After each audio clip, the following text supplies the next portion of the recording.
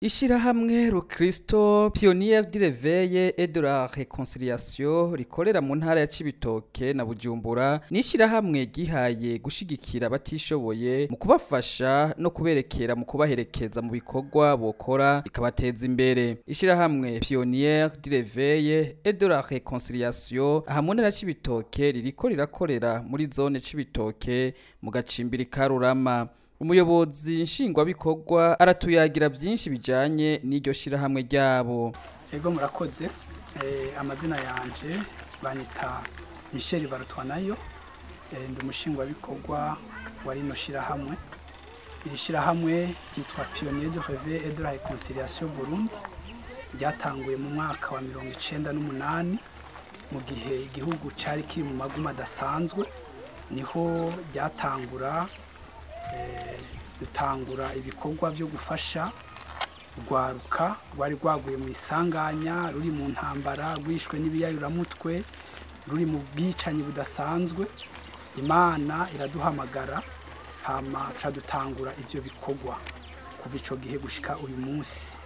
Rero iri shirahamwe rigizwe n'abantu batari bake, ni benshi, dufise abantu bava mu ma eglise atandukanye.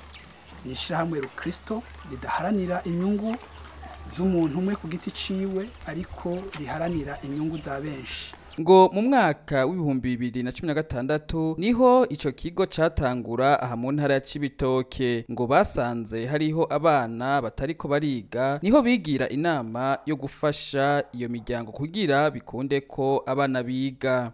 Hano turi ni mu ntara ya Cibitoke ku musozi wa Karurama. Twafize kino kigo. Kino kigo catanguye muri 2016. Twatanguranye n'abana b'abatwa, imiryango y'abatwa, tubafasha ibikoresho byo kuja ku ishure. Hanyuma mu gisagara cabo aho haruguru turabafasha.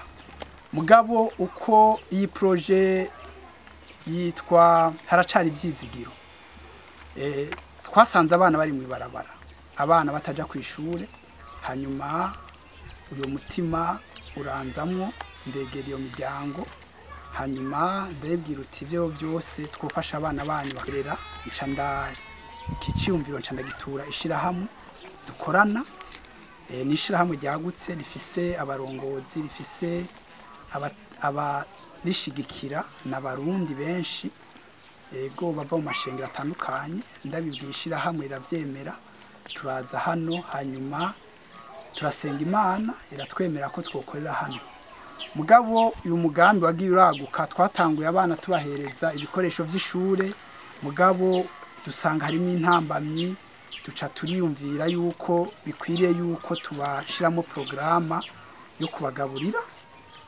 Turayitangura, turashiraho programa yo kubaha ubuyi mu gitondo, hama bakagenda kwishura banyoye ubuyi. Irasubira iraguka, dusanga ko biri kose dukwiriye gufasha imiryango kwivuza. Turafasha iyo miryango, tutangura kuyiha impapuro zo kwivurizako. Hanyuma irasubira iraguka, tutangura kwiyumvira kugwaruka ku bana bariko barakura, hama n'abahejeje amashure. Dushiraho projet yo kwiga ivyo gushona. Naho nyene ibandanya yaguka, dusanga birakenewe ko dufasha imiryango y'aba bana. Dushiraho programa yo kubashigikira. Twatanguye tubafasha, tubagurana imitahe kugira ngo bave mu bukene, bige gukora. Rero ivyo bikorwa birabandanya. Ngo ubu bari mu gikorwa c'inyigisho z'ijambo ry'Imana, aho umwana wese ahabwa igitabo ca Bibiliya ndetse n'igitabo c'inyigisho z'ijambo ry'Imana. Rero igikorwa turiko turakora uyu munsi mu majambo aramvuye ni inyigisho z'ijambo ry'Imana mu kibano. Ego rero uyu munsi turi hano, turafise programa y'abana bato, itangura mu gitondo. Abo bana turabigisha ijambo ryabo, ni kuvuga ni kuva ku mwana w'imyaka 3 gushika kuri abo bakwije imyaka 12, 15. Ariko aba n'abana bakuze bisumbuye, ni kuvuga turiko turabategura nko kuba bigishwa ba Kristo, turiko turabategura nk'abigisha ejo bazoba bariko barigisha abandi.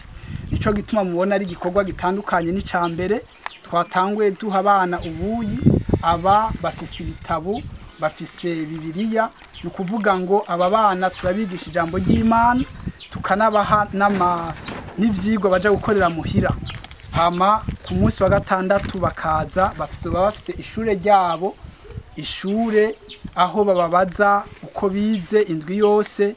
Rero mu ncamake turashima Imana ko turiko turabona ikiganza c'Imana muri bino bikorwa, turiko turabona Imana ihindura aba bana tubafitiye kazoza kanini, twifuza ko boshika kure, na cane cane ko ari umugambi w'Imana. Ntega aba bana bagire umutima nk'umwari muri Kristo Yesu, mukunde gusoma ijambo ry'Imana.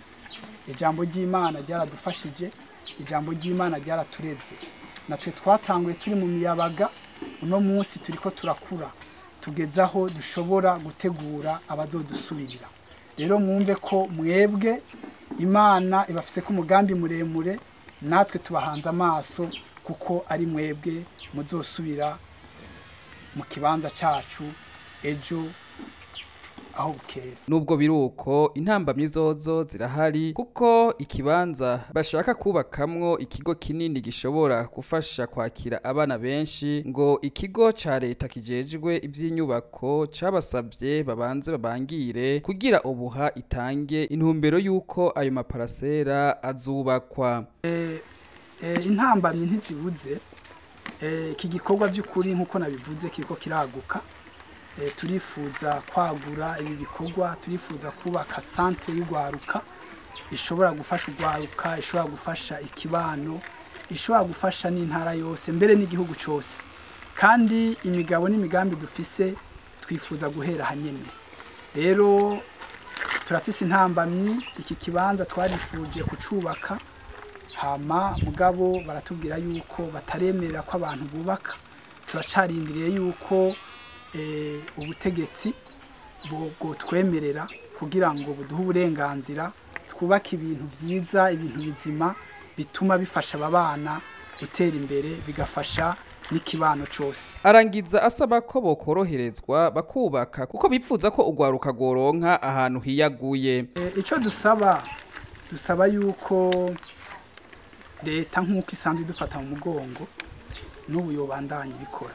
Leta iradufasha mu bitari bike, mugabo ikintu nyamukuru nuko leta yotwemerera tukubaka hano hantu. Ego tukubaka ahantu, tukubaka centre imeze neza, ego ahantu abantu bashobora kwiga biyaguye, ahantu ugwaruka bashobora kuza rugasoma ibitabo, ahantu ugwaruka bashobora gutegurirwa mu ijambo ry'Imana. Mu ncamake tugafasha ikibano guhindura abantu batameze neza bakamera neza. Tubamenyesha ko ishirahamwe Pionnière du Réveil et de la Réconciliation ari ishirahamwe ridaharanira inyungu kandi ririko rirafasha imiryango itari mike nk'uko mwagiye muravyiyumvira. Ikindi kandi nuko iryo shirahamwe rifasha ugwaruka mu kubarerera mu ijambo ry'Imana no kubigisha imyuga izobafasha mu buzima bwabo bwa misi yose.